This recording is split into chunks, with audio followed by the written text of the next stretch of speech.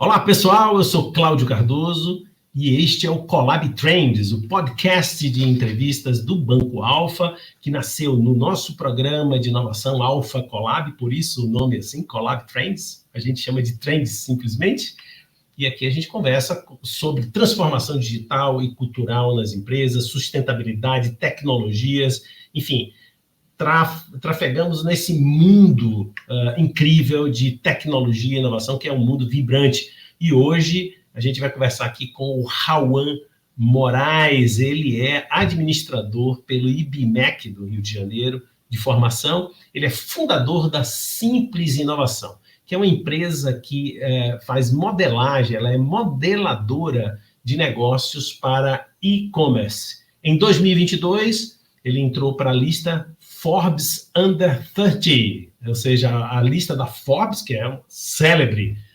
publicação, abaixo dos 30, ou seja, um gêniozinho jovem e líder, né?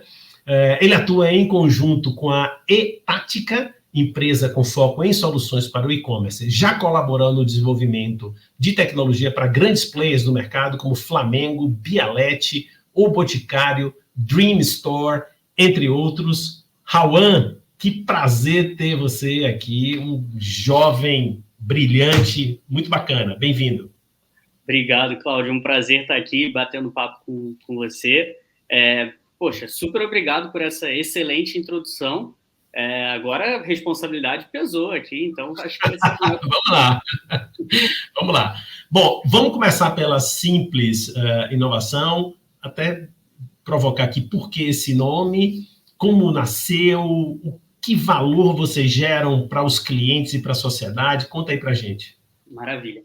Bom, a Simples nasceu em 2013, depois de eu ter quebrado uma primeira startup ali, eu tinha 19 anos na época, e a gente percebeu, né, o porquê da modeladora de negócio, é porque a gente percebeu que o mercado tinha dois extremos, assim. Um lado eram as agências, né, agências de marketing, de e-commerce, e que elas eram muito passivas. Elas ficavam aguardando que o cliente levasse, eu quero isso, eu quero aquilo, levasse a demanda toda mastigada. E aí ela executava. Em executar ela era boa, mas ela precisava ter um briefing muito bom. E na outra ponta, você tinha a consultoria, que é muito boa em dar a direção, mas não executa. E aí o que a gente percebeu o varejista, e aí você pensa ali em 2013, é um início de digitalização, né, de transformação digital, que a gente vive até hoje, mas lá então, há 10 anos atrás, falar de digital era quase um palavrão dentro das empresas. Então aquelas que estavam querendo começar, elas se encontravam perdidas, porque ela não tinha o domínio interno para fazer um bom briefing e passar isso para a agência somente executar.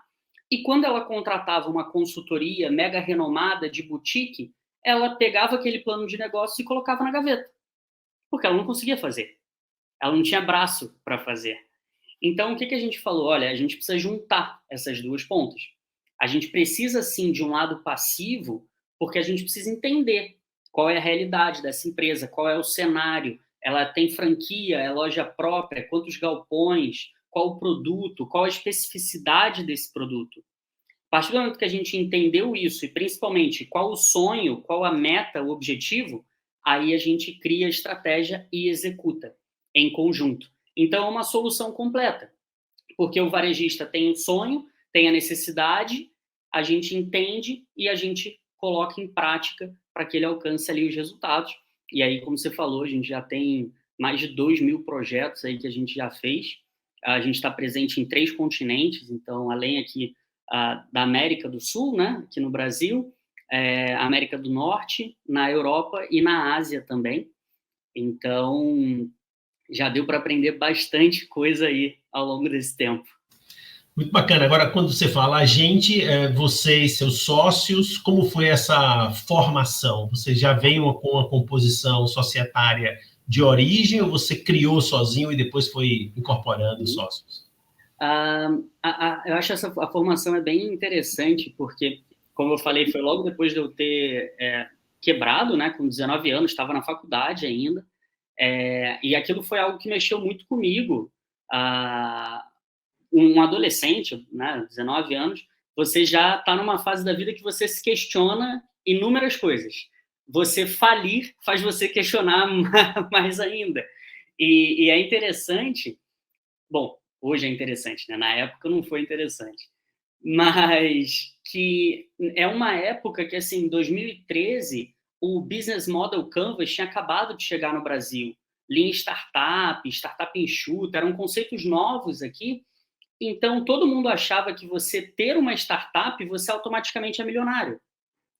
Como se fosse um bundas.com. Você tem a empresa, você adiciona .com, o valuation dela multiplica por 10. Então, quando eu falava, eu tenho uma startup de CRM, na época, as pessoas falavam, nossa, você está muito rico. E aí, uma conversa com amigos de faculdade, poucos amigos de faculdade, a gente conversando, eu falei, não, cara, não deu certo, a gente vai encerrar o negócio, o dinheiro que a gente botou, a gente perdeu e tal. E aí, nesse bate-papo, a gente virou a noite conversando e a gente chegou nessas questões. E aí eles falaram, cara, a gente quer empreender com você. E aquilo, para mim, foi um baque muito forte, porque eu achava que eu era a pior pessoa do mundo. Eu falei, cara, eu quebrei, eu tinha uma startup e não dei certo. E os caras falaram, não, a gente quer ir com você. Éramos 4, né? Eu e mais 3. Então, a gente virou a noite conversando sobre essa questão de, cara, não dá para ser uma consultoria, uma agência, como que vai ser? E aí a gente inicia, então, a Simples ali. Bom, isso era 2013, setembro de 2013. A Simples completa 10 anos agora. E aí, ao longo desse caminho, os sócios foram desistindo. Logo nos primeiros meses, um saiu, um pouco depois, outro teve um problema familiar, pediu para sair. Ficou eu e mais um, que aí a gente tocou ainda mais 1 ano e pouco. Aí veio a crise ali em 2014, 2015, após a reeleição, né, da Dilma. E aí esse meu sócio falou, ele era um pouco mais velho que eu, ele falou, olha, cara, o negócio não está funcionando, eu preciso correr minha vida, eu vou sair. E aí eu falei, olha, eu não sei o que fazer, porque a única coisa que eu sei fazer é isso aqui. Então, eu não tenho outra opção, tem que dar certo. E aí eu lembro, uma coisa que é engraçada, a gente falou de banco, de investimento, a gente fez um acerto de contas e que ele me devia R$200 por alguma coisa ali, alguma coisa que eu tinha pago e tal.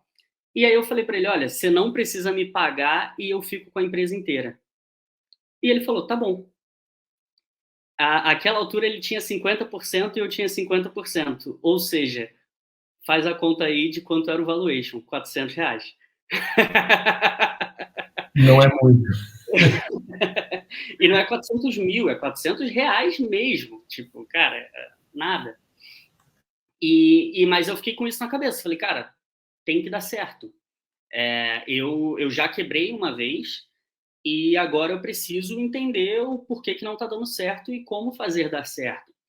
E aí, enfim, N aprendizados depois, né? A questão muito como desenhar o escopo do projeto, a precificação, o perfil de cliente, vários ajustes depois, né? A gente conseguiu aí crescer e ter vários clientes, né? Não só no Brasil, mas no mundo, e grandes marcas aí, como você falou, o Flamengo. A gente está lançando agora a loja da Marvel aqui no Brasil, que é a primeira loja da Marvel fora de Orlando ali também. Então, modéstia à parte, né, que a gente estava conversando aqui em off, cara, é uma trajetória que eu fico feliz aí do que deu para fazer nesses 10 anos. Agora, qual é o serviço que vocês entregam? Assim, porque você menciona aqui e-commerce. Você estrutura o e-commerce, é um trabalho mais consultivo, tem automação. Explica para a gente melhor aí o que você faz para o seu cliente. O principal que a gente faz é o outsourcing. Então, por exemplo, se o Flamengo, que eu acho que é um exemplo fácil, se o Flamengo montasse uma equipe de e-commerce internamente, ia ter que colocar desenvolvedores, designers front-end, analista de dados, arquiteto de dados, ia ter que montar uma equipe técnica muito grande. Então, o que a gente faz?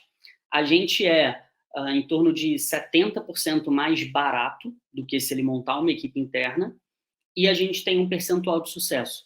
Então, a gente operacionaliza tudo do e-commerce dele aqui dentro, gestão de anúncio, criação de campanha, a estrutura da loja virtual, o design, para analisar os dados, para otimizar a navegação. O e-commerce é muito pautado em otimização de experiência de usuário. E isso é uma análise de dados assim, complexa que você precisa fazer, né, para colocar em prática. Então, a gente faz tudo isso, a gente é mais barato do que ele ter uma equipe interna, e a gente tem um percentual de sucesso que é 20% acima do melhor mês que ele já fez.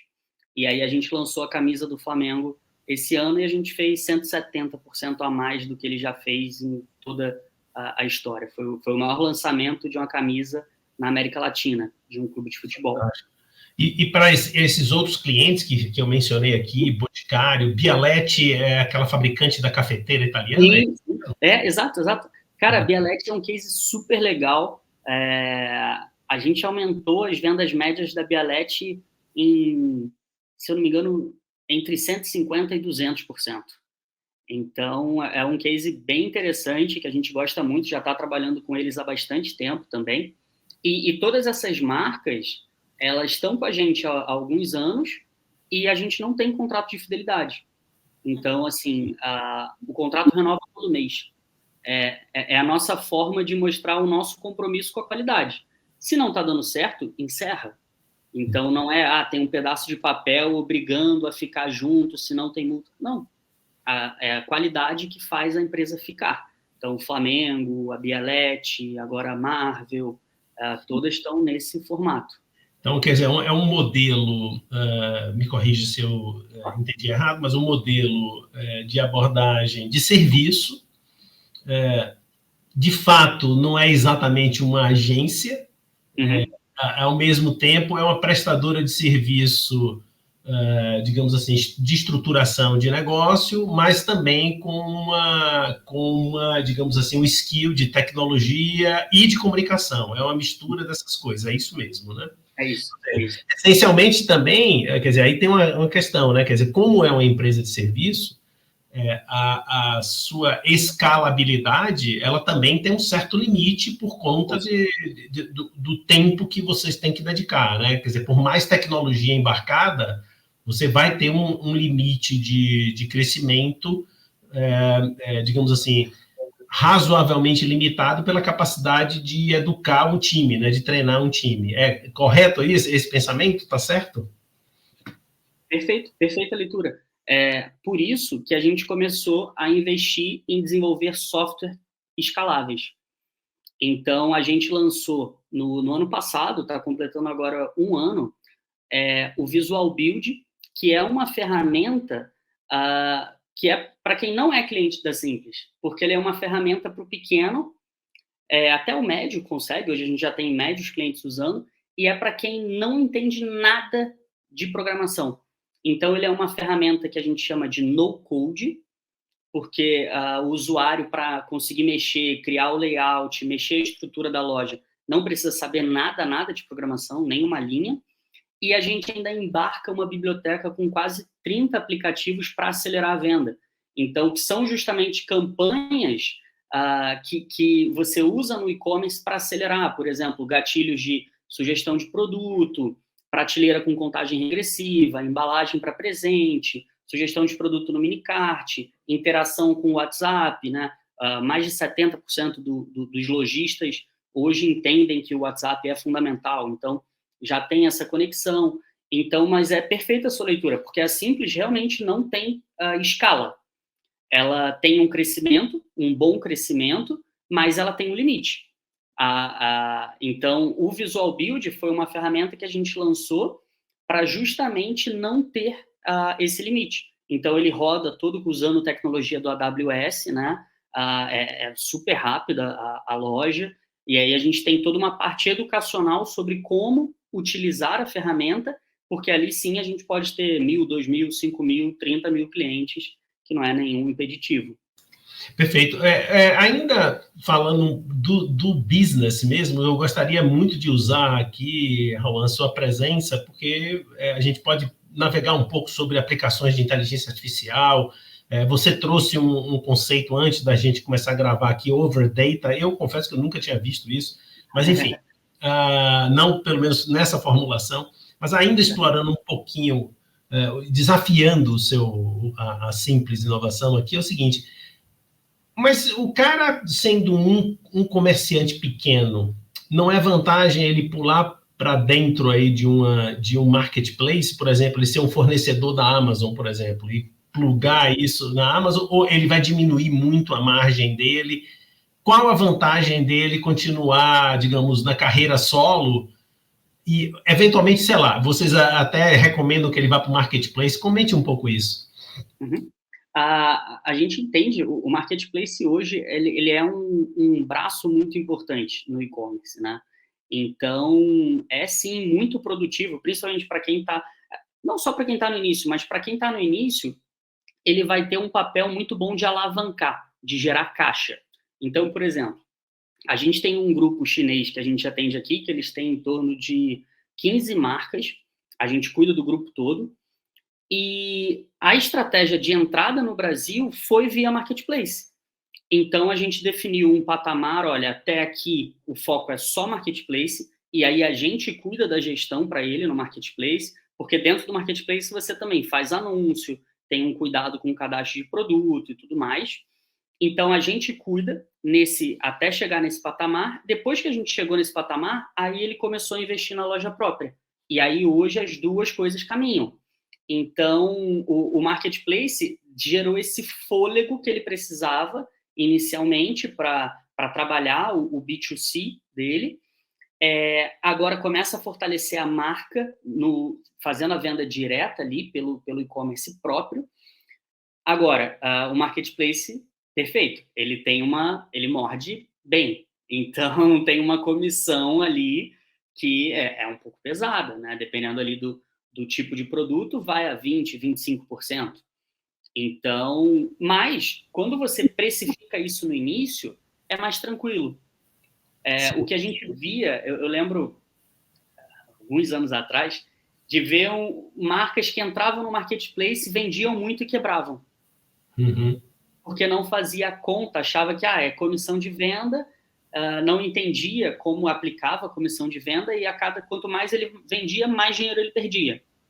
Então, acabava quebrando. Hoje, você já entrando no marketplace, entendendo qual é a margem ideal, entendendo que não, principalmente se você tem um produto diferente, você não precisa entrar numa briga só de preço, mas a questão logística, o prazo de entrega é importante. Você ter um produto muito bem cadastrado faz total diferença no teu desempenho. Então, você fazendo o dever de casa bem feito, o marketplace é excelente para te alavancar, e depois você começa a focar na marca própria, e quem já está há mais tempo no mercado já pode fazer as duas coisas também, né? Você acha que o momento do e-commerce já é uma cauda longa? Me parece, assim, talvez seja essa a minha percepção. Eu estou testando aqui essa hipótese com você. Porque as empresas mais estruturadas, elas já, eventualmente, quase todas do varejo, elas têm essa atuação. Ou não sei, é uma pergunta para você, que é um especialista. Ou você está atuando já digamos assim, no middle market e tem uma imensa cauda de empresas que não fazem parte, digamos assim, do top e que ainda não entraram no e-commerce, então tem um mercado gigantesco aí para entrar. Tudo isso que eu estou formulando aqui é uma pergunta. O e-commerce, ele é uma grande cauda longa, né? Até porque esse conceito surge na Amazon, né? Lá em 2000 e pouco. Não, quer dizer, não é bem da Amazon, né? Mas é um jornalista fazendo uma análise sobre a Amazon que surge o conceito. Isso gera uma imensa oportunidade para marcas não tão conhecidas conseguirem entrar, principalmente a comunicação de nicho, né? Porque o digital, ele é um grande one-to-one, né? O foco dele é a comunicação individualizada. Então, ele é um mercado excelente, um terreno extremamente fértil para cauda longa, né? Agora, isso não quer dizer que as grandes empresas não possam usar. Por exemplo, a gente tem marcas grandes que usam o e-commerce para testar produto, porque é muito mais barato. Então, ao invés de eu fazer um grande, imenso lançamento no físico, que aí vai me exigir PDV, planejamento logístico, uma série de custos ali, eu testo esse produto novo ou no marketplace ou no meu e-commerce próprio. Ou, por exemplo, uma outra coisa também que a gente já fez bastante, conectar produto entre e-commerces. Então, por exemplo, o e-commerce A quer testar o produto do e-commerce B, que é um fabricante e o comercial é um revendedor. Ao invés dele comprar e mobilizar capital, a gente só conecta os estoques, como se fosse um dropshipping. Que a gente, quando fala de dropshipping, o pessoal fica meio preocupado, que é uma coisa meio da China, mas dá para você fazer dropshipping interno, né? Que nada mais é, dropshipping é um nome bonito para supply chain management, que é exatamente a mesma coisa. É você conectar a cadeia de fornecimento. Então, antigamente chamava SPC, Supply Chain Management, né? E hoje chama de dropshipping. Mas fazer essa conexão é uma forma de empresas grandes também testarem produtos novos, sejam de outros fornecedores ou produção própria numa escala menor, né? Perfeito. Agora, eu vou puxar esse assunto dos dados, né? Porque hoje se fala muito de que o marketing é orientado por dados, data-driven, gestão estratégica data-driven.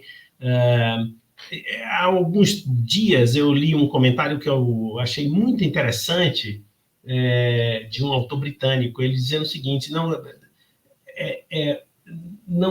é a minha abordagem não leva a uma estratégia orientada por dados, mas eu devo, digamos assim, enriquecer a estratégia com dados. Eu já tenho uma estratégia, mas eu enriqueço ela e torno ela mais... faço uma sintonia fina, porque eu inundo a estratégia com dados. Esse era o comentário, eu achei isso muito interessante. Mas isso me traz essa intuição do que você falou de overdata, né? Quer dizer, um soterramento das pessoas ou das empresas por dados. Comenta Sim. isso para a gente aí, porque esse é o mundo que a gente está vivendo, né? De dado para chuchu do cliente e tal. A pergunta que eu quero, no fim, fazer é, pô, tem dado para caramba, mas eu vejo tanto erro de avaliação e de tantas ofertas que não tem nada a ver, pelo menos para mim, né? E eu estou fornecendo dados aí para o marketing o tempo inteiro, né? Uhum. Essa ideia do overdata, ele acontece pelo seguinte, antigamente, o que era valioso para as empresas era acumular dados. Então, você começa ali uma busca incessante por acumular dados porque existia uma carência de dados. Então, o varejo físico e o varejo digital ainda iniciando, você tinha poucos dados. Até mesmo as ferramentas para coletar dados no varejo digital eram ainda principiantes ali. Então, existia essa busca por precisamos de dados para tomar melhores decisões. Passa a página. 2023. Coletar dados não é mais difícil. Coletar dados se tornou a coisa mais fácil do processo. Só que ainda existe essa ideia de que coletar dados é o mais importante. Então, o que acontece hoje é a maioria das empresas, por ter esse pensamento ainda do passado, de preciso de dados, acaba focando como se os dados fossem o principal, como se os dados fossem um fim em si mesmo. E não são.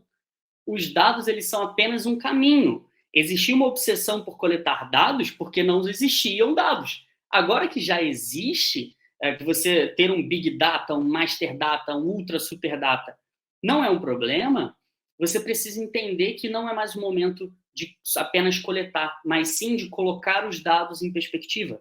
E é aí que as empresas estão falhando. Elas acabam sofrendo um overdata e não fazem o smart data. Então, ele coleta dado, fica inchado, é uma máquina de gerar relatório. Para quê? Relatório que não sabe o que vai fazer com aquilo ali. Então, você precisa coletar dados, sim, mas principalmente colocar em perspectiva. Então, eu gosto de fazer uma brincadeira. Vou dar um exemplo aqui para você e você me diz se você acha que é bom ou ruim. O nosso e-commerce, ele consegue apenas 5% de conversão das pessoas que acessam. Ou seja, a gente faz um baita trabalho de marketing e somente 5% das pessoas, a cada 100, só 5 compram. Você acha que isso é ruim, péssimo ou aceitável? Nossa, eu estou imaginando que isso é excelente, né? A cada 5 de 100 tá bom demais, é uma taxa de conversão alta, né? Me parece. Exato, é isso. Só que como eu formulo a frase falando, isso aqui você acha que é bom ou ruim, muita gente me responde, isso é péssimo. E donos de e-commerce, eu falo, mas você sabia que a média nacional é 1%? Claro, se de 100 pessoas que passam numa loja do shopping, 5 compram, essa loja é um estrondo, não acho que nem cabe todo mundo lá dentro, né? Não, e quando a gente vai para o varejo físico, 1% das pessoas que passam na porta entra e desses 30% compra. Aí é uma lógica diferente. 0,3. Mas o e-commerce, 5% comprando, nossa, é maravilhoso. Já tem um caminho. Se você não souber colocar em perspectiva, comparar com o mercado, você só acumulou o dado, você está com um excelente dado e está achando que é ruim, está achando que é horrível. Então, sim, essa é a importância de colocar em perspectiva, né? Então, o verdadeiro é usar inteligência com isso associado. Agora, é claro que, Raman, tem temas aí como, por exemplo, internacionalização de dados ou internacionalização do e-commerce, o fim das fronteiras, é um monte de coisa que se abre com o e-commerce, né? Mas eu queria perguntar para você algo que está associado ao nome do programa. O nosso programa é Trends, Tendência, Visão de Futuro. O que você vê aí pela frente aí para o e-commerce? Bom, a principal coisa a gente teve uma virada muito importante no ano passado, em que o mobile se tornou o principal canal de compra. Há muitos anos, o mobile já era o grande campeão de acessos, e em 2022, pela primeira vez, 55% das vendas aconteceram pelo mobile. Isso é uma tendência que vai continuar. Então, a gente tem o hábito de navegar pelo celular. As compras ainda não eram, a maior parte, pelo celular, porque a maioria das lojas não estava preparada para isso. Então, conforme as lojas começaram a perceber o cliente insatisfeito, reclamando, falando que pelo celular não conseguia encontrar produto, e aí isso gera reclamação no saque, gera mais atendimento, demanda mais pessoas, a operação fica mais custosa. Então, a partir do momento que as empresas falaram, olha, a gente precisa resolver isso aqui e ter uma excelente experiência no mobile. O consumidor já estava pronto para consumir ali. Então, essa virada de chave é algo que vai continuar. Então, o mobile ainda vai avançar muito em termos de compra comparado com o desktop, até porque a gente olha, por exemplo, no Brasil, o celular há muito tempo já é o principal canal para digitalização, quando a gente olha para classes mais baixas, porque é muito mais barato e tem muito mais função você ter um celular em casa do que você ter um computador, que antigamente era o PC, né? Aquele computador de mesa, desktop. Hoje em dia já é o celular. Então, a tendência é que cada vez mais o consumo pelo mobile já aconteça, já vire, né? Fique cada vez maior do que o desktop. E a outra coisa é o consumo via e-commerce, né? A gente tem países como a Inglaterra, Estados Unidos, China, que o varejo online já representa 25% da economia. No Brasil, a gente está falando pré-pandemia em 3%, durante a pandemia 10%, aí varia um pouco dependendo do órgão. Hoje está falando em torno de 7%, então teve uma redução, até porque o varejo físico reabriu, né? Então, percentualmente, isso caiu. Mas acho que essas duas trends são muito fortes, mobile e a digitalização do varejo.